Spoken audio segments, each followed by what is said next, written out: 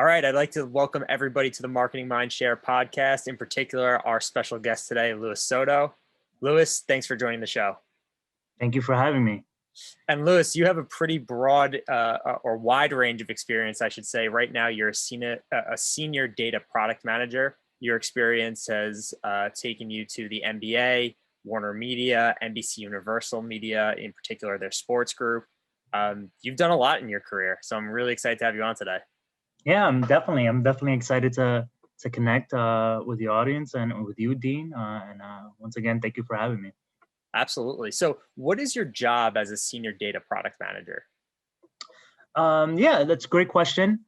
So what I tell people is I'm an entrepreneur, and that's in the sense of product management. Ultimately, regardless of the industry, regardless of the company, it's really about understanding critically the problems that our fans or customers may be facing at any given time, and finding the right solutions at the right time, and getting in front of the right customers. So it's really about right now as a senior data product manager in my current role. It's focused on unlocking the potential growth for the MBA and their marketing capabilities through data. That includes data integrations to different systems. That may include just really truly understanding the fan through different data capabilities. But ultimately, as a product manager in my career, it's really been about critical thinking and solving the right problem at the right time.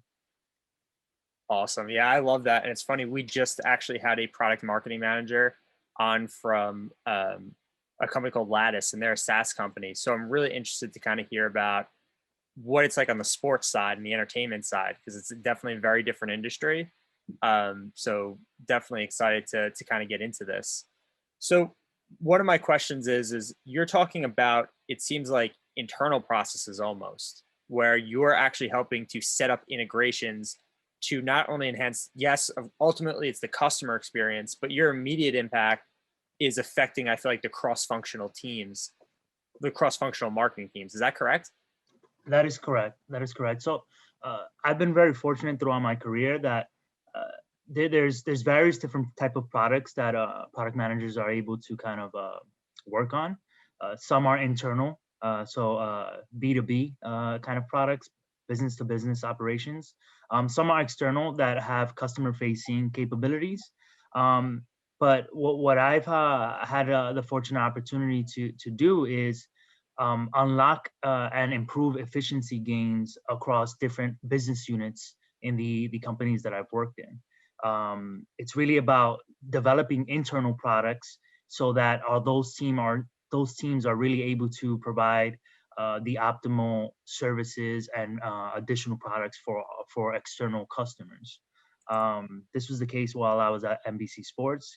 I was on a very unique team that focused on internal business sports technologies, and this was inclusive of building out products for finance and their remote employees, building out different workflow tools for business and legal affairs to manage their contract workflow approval process. That also included building out a workflow stream system for marketing. So it was very dynamic in the sense that we were able to engage with a wide variety of audiences to understand their needs. And one interesting part of that is that you see consistent trends and how the ecosystem of a company, they're so interdependent. And some efficiency gains in one division could potentially lead to other efficiency gains in others. So That's super interesting. And I think how you described it, that you're an entrepreneur, that's the best way to describe it, because you have to be very entrepreneurial to understand that there are different problems within the organization, and then you have to figure out what those solutions are. And it's very similar to a marketing product manager who's more consumer facing, where they are collecting feedback from their customers constantly through different marketing channels, and they're pivoting.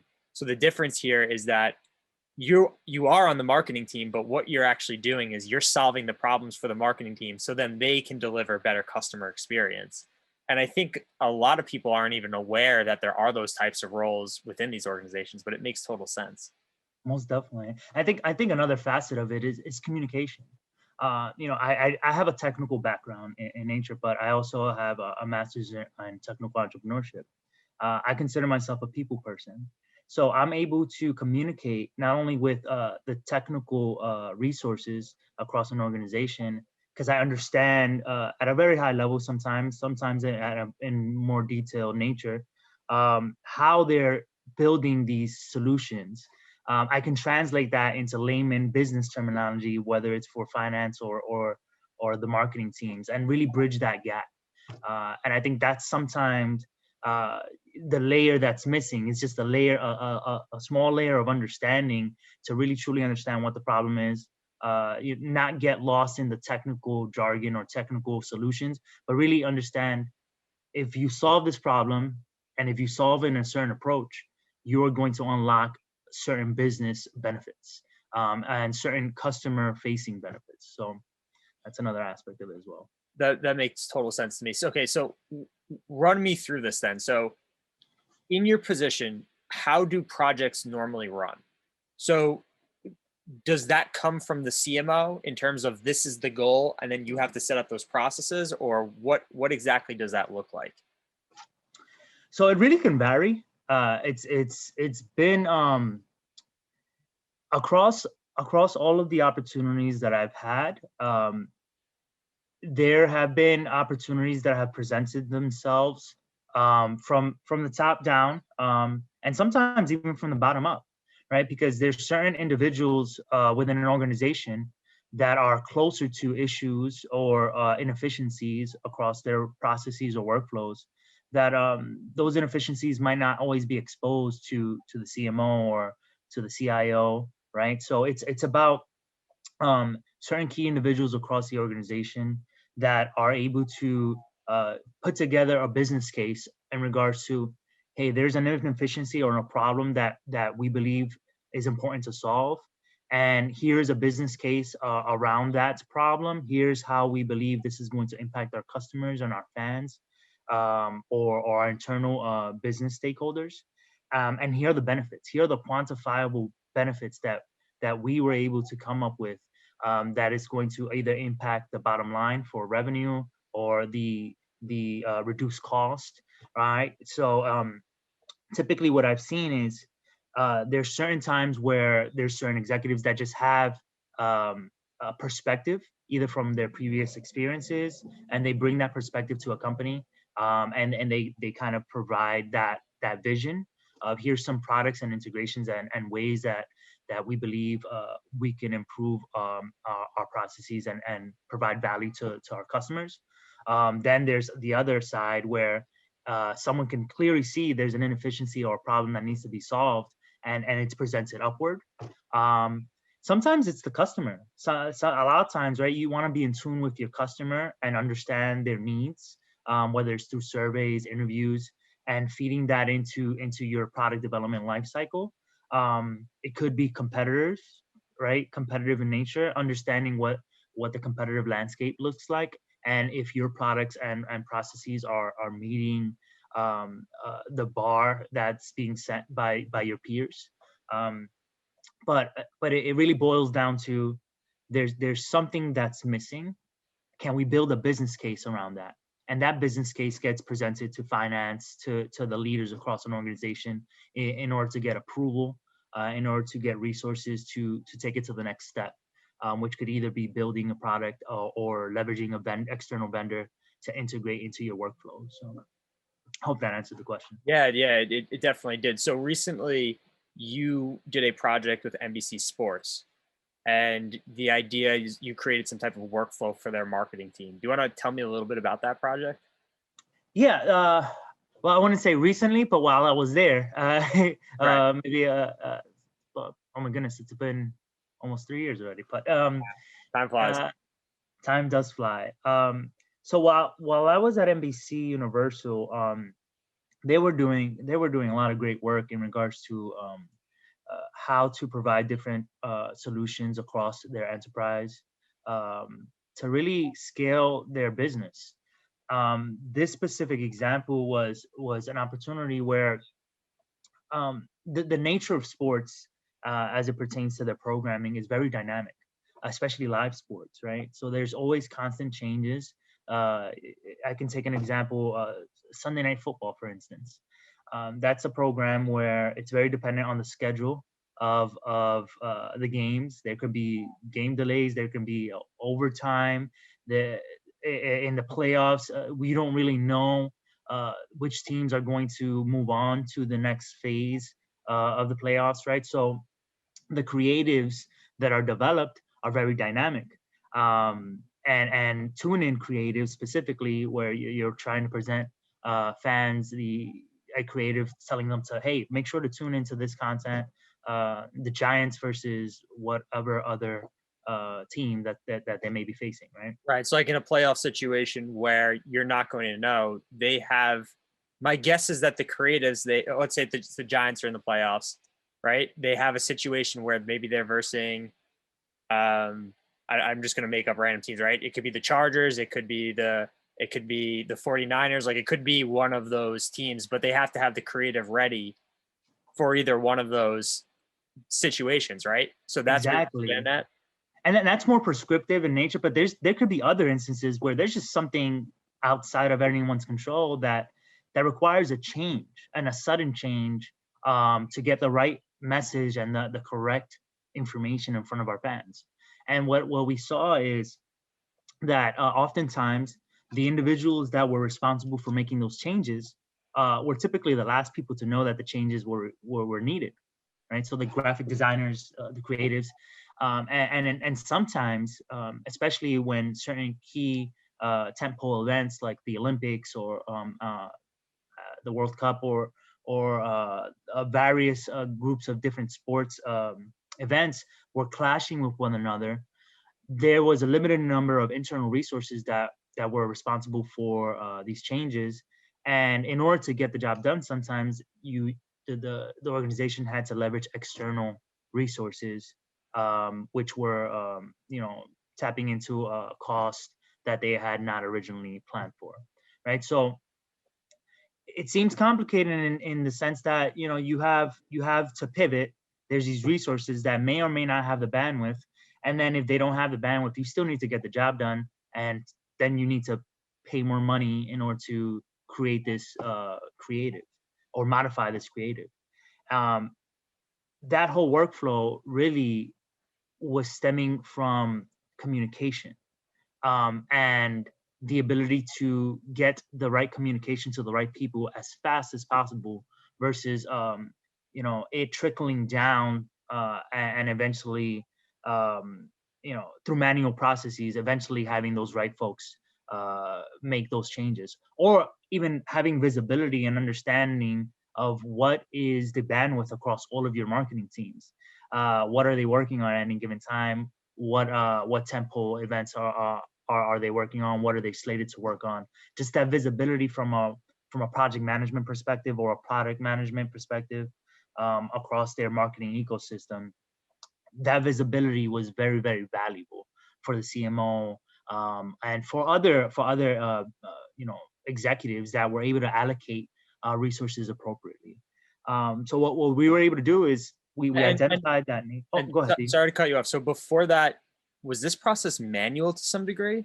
I mean, because this is a lot of moving parts here, because you have the employees who are your resources, or maybe even external vendors, agencies, freelancers. You have game day, which is throwing variables of creative change, which happen on the weekends, which happen on Thursday night, Monday night, and then communication between this. So like I'm not saying there was no system in place, but I'm guessing there's something, it wasn't streamlined yet, right?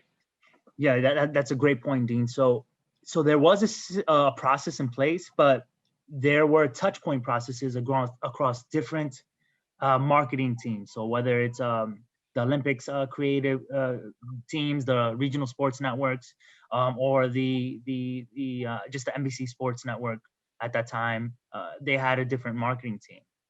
And is this kind of an example of like from the top down or the bottom up in terms of collecting that information and figuring out like, wait, there's more touch points than we thought.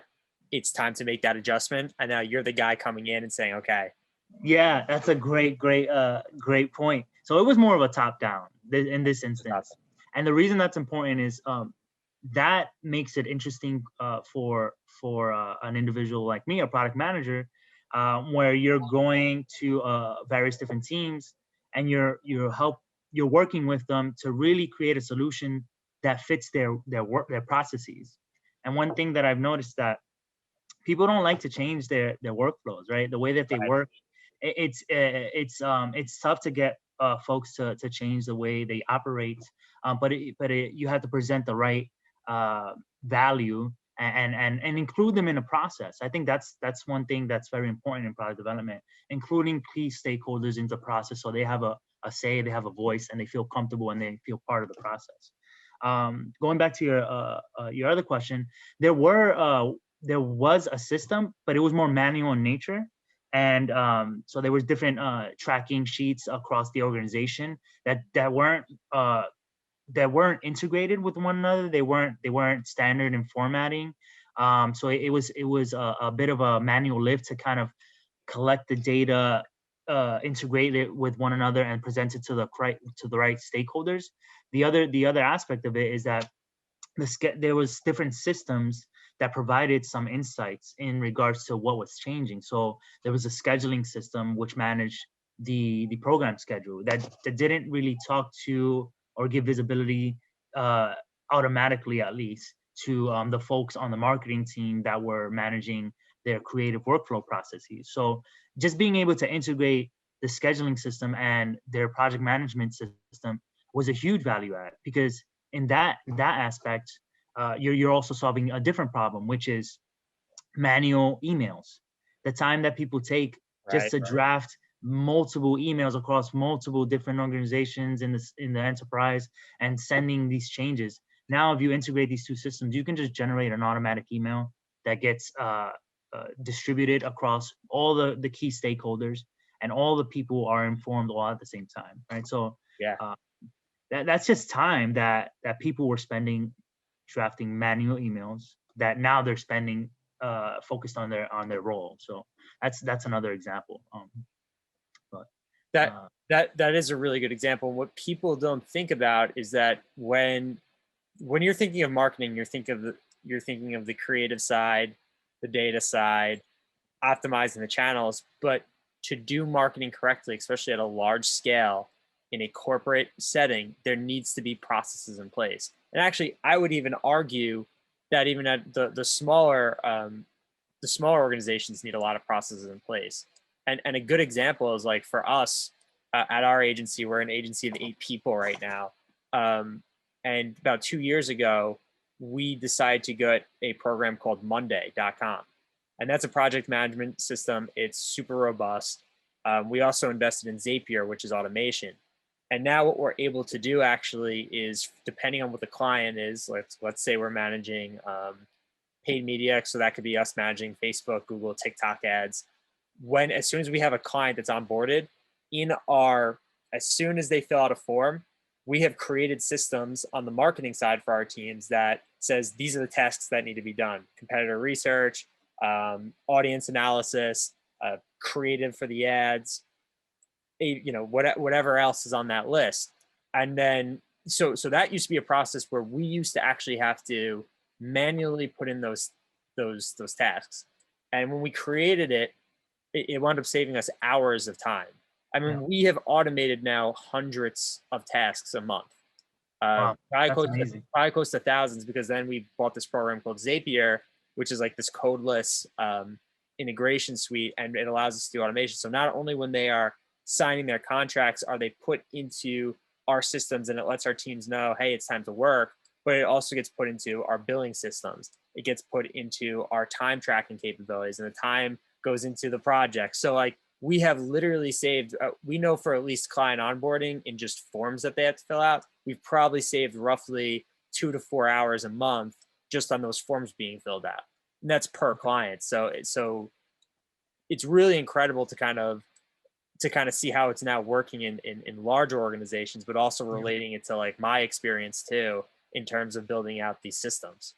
Most definitely, yeah. And you hit it right on the nail. It's literally how can you create efficiencies in order to scale, right? your agency, you said it's about 8 people. Yeah. But now imagine an organization that's scaling across various different business units, business divisions, Right.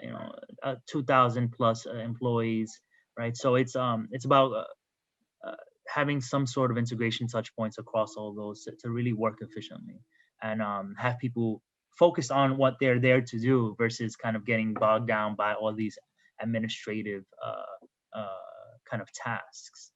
Um, no, that's great. I'm glad that you mentioned that. That's something that you're also kind of been tasked with. I think Dean, I think you're a product manager and you don't even know it. Yeah, I am part product manager, that's for sure. I do a lot of things. I mean, if operations, I love strategy, but like I'm doing a lot of operations now and trying to streamline processes. So everything that you're saying, I'm hearing it and I'm relating to it for sure. One thing I also want to mention too, and this is so important now in marketing, it's in order once you have a lot of these streamlined automated processes, that's even more important when you're collecting data, as well as ensuring that you're adhering to compliance standards, whether it's GDPR or any of these privacy standards. Um, that's something that's super important now, and it's just changing the dynamic of how marketers are able to reach their fan and understand their fans across their various different marketing funnels. So Are you uh, working in GDPR heavily right now or? I am not, but several of my peers have been kind of working heavily there. But it's something that always comes up with every project. Uh, are we? And this is across all of the organizations that I've been a part of. Uh, are we ensuring that we're meeting our security standards? Are we ensuring that we're meeting our privacy standards? Are we enabling our fans the ability to understand what their data looks like and ensuring that they're able to delete their data if they want to, Right. or initiate a request to delete their data? So that's becoming super important. And also just kind of in the attributes that you legally as an organization have access to, right? So um, that's one thing that's always kind of at the forefront of our minds as we're kind of building up any integration touch points or solutions. So Yeah, there's been a big push in privacy. I think especially in the last year, it's the heaviest I've ever seen it. Like I know 2 years, 3 years ago, we were talking about GDPR, and mostly because Europe was kind of forcing that hand in the US. But in the last year, I really feel like privacy has kind of gotten to this point, and I think in part because Apple has pushed it so much, they're leveraging it as a marketing point where they're saying that your data is yours. I'm not sure if I believe all of it, but they were smart because they were one of the big tech companies, and they said, "Hey, let's be the face of privacy." And it put Facebook in a really bad position. I mean, um, yeah, but I at mean, the same time, I mean, customers want to know, and I'm torn as a marketer because yeah, like I want personalized experience, and people don't understand that like personalized experience means ads that are tailored to you. It's not going to be something that's for instance like maybe uh like women's shampoo. Like I don't want to get a ad for women's shampoo. I'm a man. Like I want to see Head and Shoulders. I want to see Old Spice, stuff like that. But with these privacy regulations is the potential that those things go away.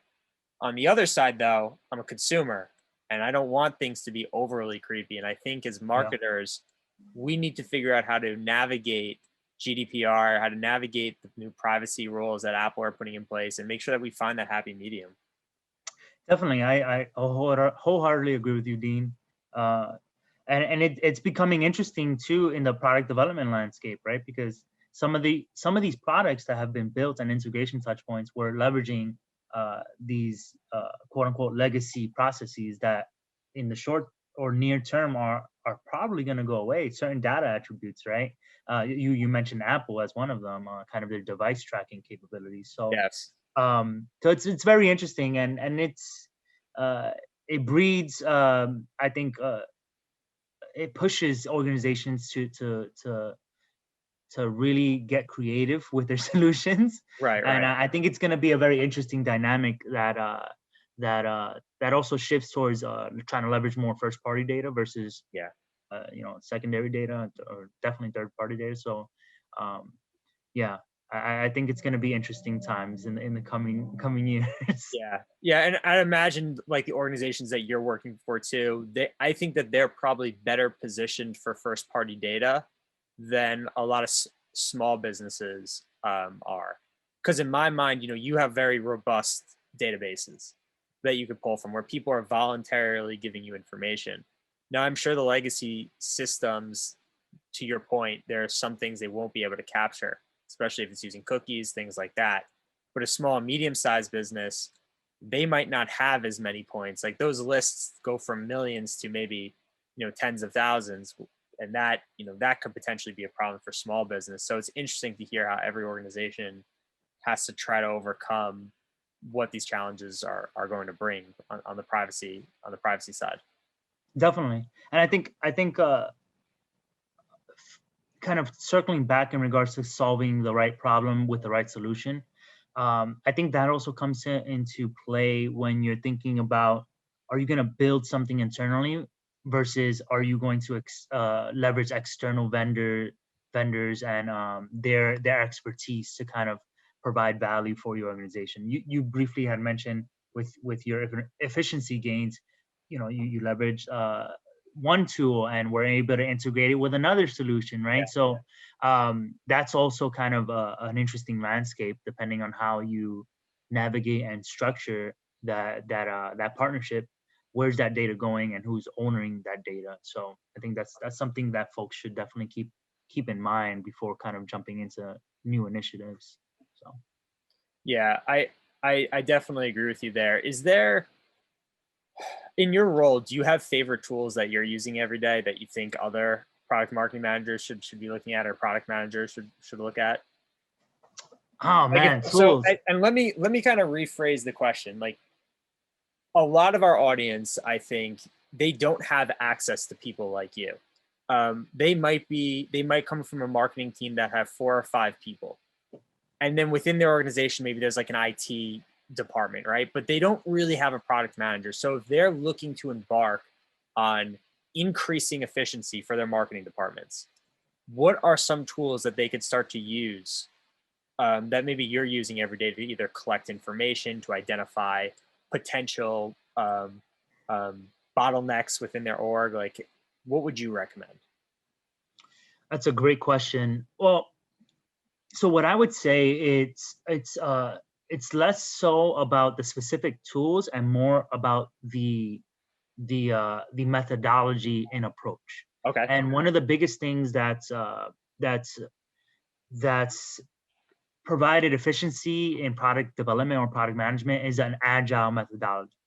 And that's kind of a methodology which uh, which provides an organization the ability to iterate solutions and get them in front of folks to get feedback as quick as possible before building out the full solution and then enhancing on those touch points, right? So the reason I say that having a methodology is more important than, I wouldn't say more important, but it's important. It's because the way you work and the way you engage with folks is going to really either provide that scale to identify the problems quickly and to solve them quickly versus identifying something and letting it linger or waiting to solve a problem and it has a long development life cycle that by the time that you solve that problem, the solution is actually not solving the problem anymore. You need a new solution, for instance. And that's why you would implement agile, because the approach of agile is that it's iterative. Exactly. So you do it in parts, and the idea is that you can deliver value to the stakeholders or customers faster. There's less headaches involved internally, and then ultimately you get to that solution before realizing that the solution that you may have implemented with that agile doesn't actually solve what you intended to. Exactly. Or the dynamics may have just changed, right? Right, yeah. The variables may have changed. The industry may have shifted. The fan or the customer may want something else, right? And the way that simple ways that that organizations can start doing this is, okay, how not only how frequent you meet with certain teams, but but how intentional are you taking those meetings? So for instance, my team, I have we have stand-up meetings, which are quick meetings, maybe 15 minutes tops, to just understand, okay, what are we working on, what's most important, and what are we working on next. But then we branch off into maybe requirements gathering, deep dive meetings, where we bring in different key stakeholders, maybe for 30 minutes to 45 minutes tops, and just understand what are their issues, what are the problems that they're facing, right? We try to then scale that out and track that through, as you mentioned, different tools. There's tools like Jira that are very more, they're leveraged more from a technical perspective, with technical resources to track their different features and user stories. But communication tools like Slack, right? Just or different ways of working collaboratively. I know Google has some solutions, Microsoft has different solutions, but it's really about the methodology of how can we organize our documents and our features or our issues in a way that's collaborative, in the way that is visible to all the right key stakeholders, and how can we make this iterative? How can we, instead of creating these long requirement specification documents, how can you break them up into smaller features and user stories that we're able to tackle in a finite amount of time? A lot of the terminology that's used is like program increments or sprints, right? Where you're chopping away at these issues, and you're providing the updates and the value to all the other members of your organization. Communication is so important when kind of taking a product development methodology, right? It's about over communicating to the right stakeholders, and just keeping people informed, to ensure that you're building the right product, that you're going down the right path, that everyone's informed, and that everyone can actually provide that feedback and feel part of the process. So. Absolutely.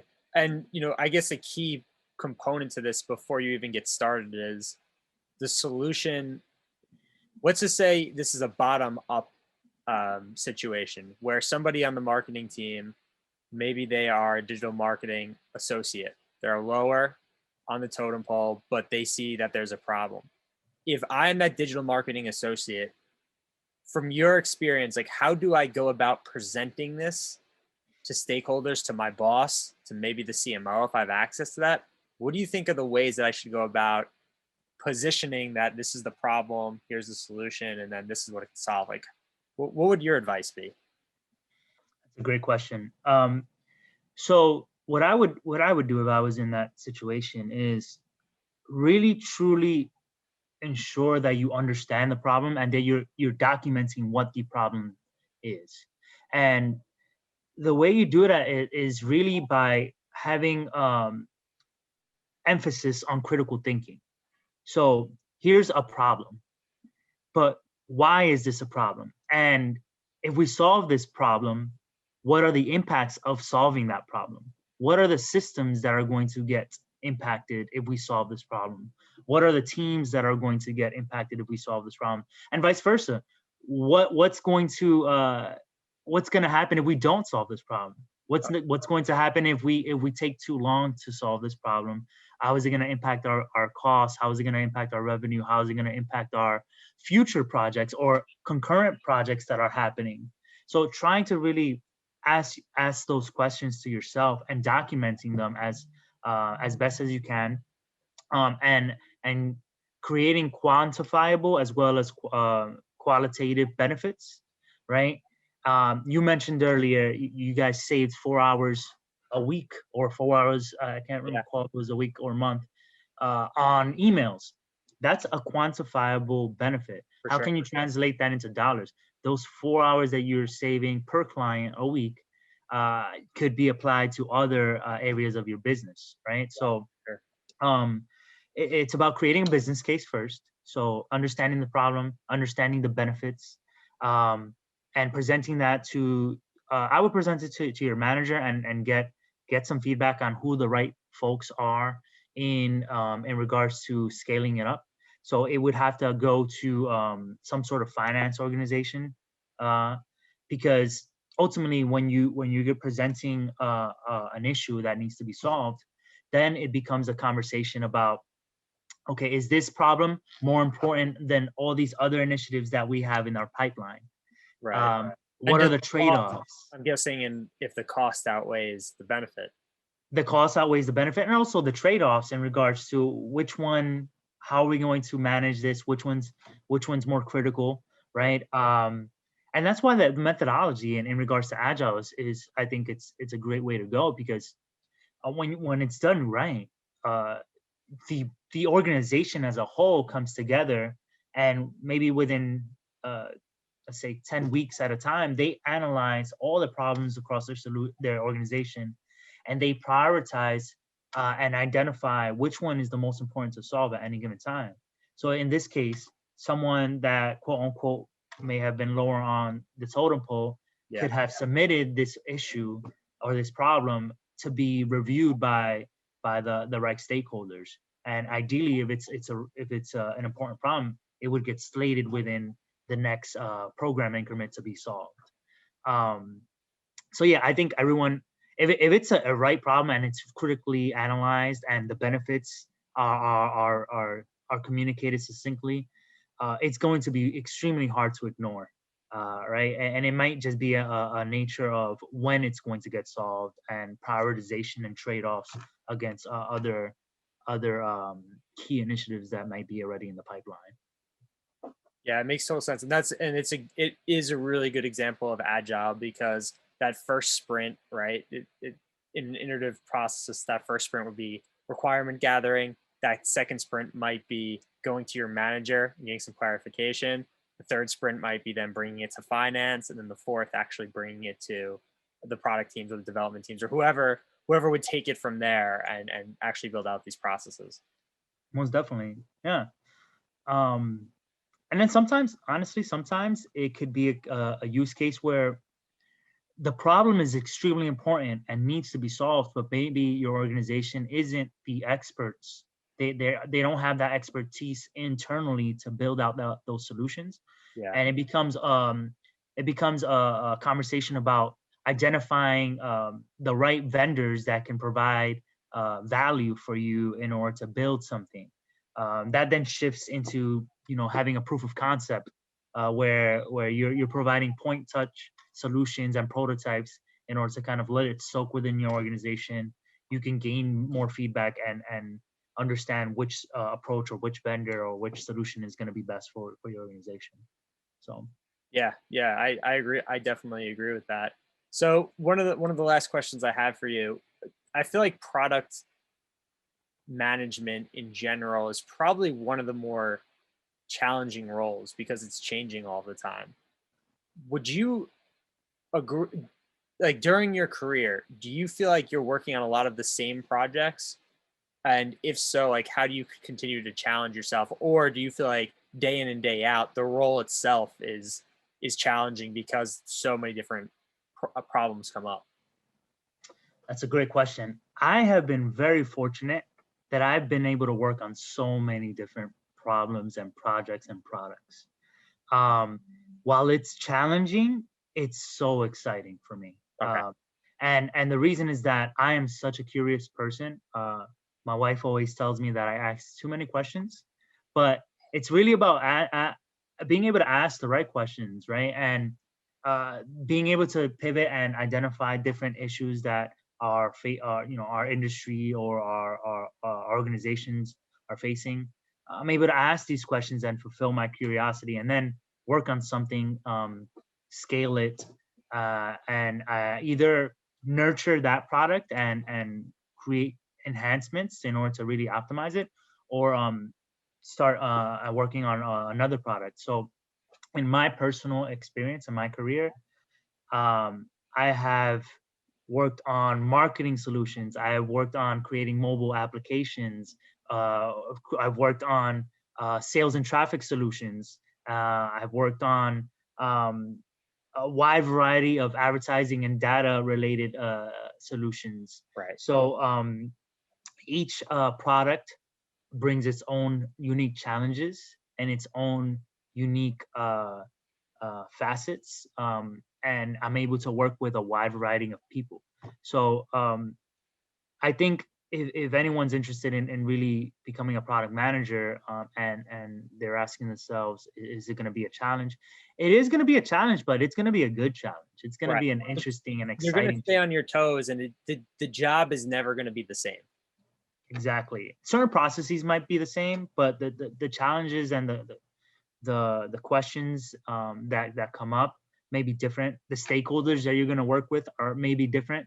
Uh, the other interesting part of product management is that you're working with so many different people that you don't have any authority over, but you are so dependent on them being able to provide you feedback, to have alignment with what your vision or what the organization vision is. So influence without authority is so important as a product manager. um, just kind of being able to communicate and have empathy across organizations, and work together collaboratively across functional teams. I think that's so important as a product manager. That's exciting though, because it's like you get to work with all of these people, and it's not just the data people, it is the creatives, and it's not just the creative, it's the executives. I mean, there's so much change day to day that I think that's what makes the role so special. And then the fact that the marketing team gets to see that benefit afterwards, and you act like that's tangible. You get to see that, right? Definitely. So I mean, that it's a great role within marketing that I think a lot of people aren't aware that actually exists.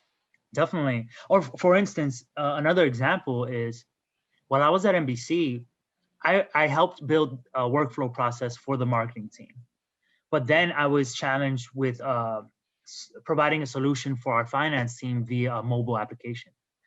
I created these mock-ups and wireframes, but I'm not a creative. So what was I able to do? I was able to leverage on my relationship with the marketing team at the time, and we were able to get certain graphic designers to become part of this process to build this mobile application. Yeah, actually build And up. yeah, that was extremely rewarding, not only for me but for that individual, because um, at that time they were just mainly working on tuning creatives, and then out of nowhere they can say, hey, this mobile application that we're rolling out across our organization, I had a part of that, right? So Right. that's kind of that's one another aspect of product management. I'm able to bring people together, and kind of connect the dots where uh, people may have not even seen the dots, Yeah, right? So give them a different perspective for sure. you know, And so I think on the creative side, they probably appreciate that. you know, Because I work with a ton of creatives too, and they're great at exactly that. And but sometimes you have to bring the data forward and say, like, this is why we need to make changes X, Y, and Z. So then it doesn't just become that you're criticizing their artwork, but it's more of like, no, this is just what we need for the customers because it's what we know resonates. So yeah, it's definitely a great role, and the fact that you get to have so many different touch points with different people on the marketing side, it's exciting. definitely. What I will say also, for if folks out there are listening to this and thinking about product management, um, sometimes there are product managers that just focus on one product, and that can be improving that product and making sure that it's the best product possible. And what's also interesting about that, even though you're not pivoting across different initiatives, is that you're so in tune with the industry and with your customers that you become an expert in that field, and you are continuously enhancing this product in order to ensure that it's providing the most optimal value for the customers and the organization. So there's Right. certain product managers that are as I mentioned before, internally facing. There's others that are externally facing. There's certain product managers that are working on multiple solutions, multiple products. There's others that are just optimizing and becoming experts on one. So um, uh, it's pretty dynamic industry and field to be It's in. super dynamic, and like I said, so this is the second interview that we've done this week. The first one was with Julian Clark, who's a senior product manager at Lattice, and he's more outgoing, external to the customer. But even so, like their company went from, he was employee number 40, they're at like 250 right now, and even to see that growth, it went from one product to now a suite of products. So Yeah. even his role is changing. I mean, product management is a very dynamic role in general. So I think you have to be comfortable with it moving around all the time. Entrepreneurial, like you said before, is a very good word to it because it's the closest thing I think that you're going to get to without actually going out, on your own yet. But it's probably going to polish you up too. I mean, if you ever decide to make that jump, you're going to know the questions and the processes that need to be put into place. And I can't tell you how important that is when you're running a business. So Definitely. One day, maybe we'll see. exactly. Exactly. But Lewis, I want to thank you for coming on the podcast today. I think you dropped a lot of great knowledge on the marketers that tune in weekly. And I'm really hoping that people can kind of use your advice and use it to grow their internal processes within their marketing teams and figure out ways to make it more efficient. So thank you again. Most definitely. Thank you so much for having me, Dean. I really appreciate it. No problem. And Lewis, if people want to reach out to you, where's the best place to contact you? LinkedIn. My LinkedIn is have public access to my LinkedIn. Feel free to shoot me a note. I'm more than happy to answer any questions. Provide my short attainable wisdom that I've had in my It's a lot stints of in wisdom. my career. It's a lot of wisdom. But yeah, no, I feel free to reach out to me via LinkedIn. And I'm very responsive there. And I'm always happy to help. Thanks, Lewis. Appreciate you joining us on the Mindshare.